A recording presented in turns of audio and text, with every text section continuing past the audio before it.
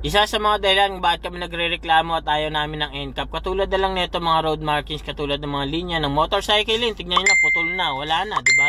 O, nasa broken lane ka na, tapos wala na, hanggang dun sa may mga ilang ano siguro yan, wala pa rin, walang motorcycle lane, diba? O, dire-diretso lang ako, ang tagal bago wala maburado yung mga linya. Tapos pinatupad agad yung NCAP, diba? Ako kakanan kasi ako neto, nandun Antonio, doon ang punta ko neto.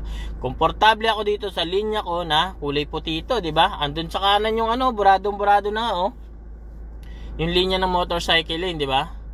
Oh, hindi ka naman pwedeng magbabad diyan sa motorcycle lane. Lalo't solid lane 'yan, di ba? Pang motor talaga. Mahuhuli ka rin diyan. Oh, pagdating ko dito, bigla akong nagulat, oy, putik na, nasa na ako. Motorcycle na pala ako. Naku, yari na ako. Na-NCAP yata ako. O, ngayon, dahil kakanan ako ngayon ng ng Don Antonio, dito na ako sa kanan. Pagtanong ko, ay putik na yan. Ano na to? PUB, ano na to? PUB lane na to. Yari na ako na ito. Huli na naman ako. O, kung doon naman ako banta sa kaliwang-kaliwa, solid blue lane naman.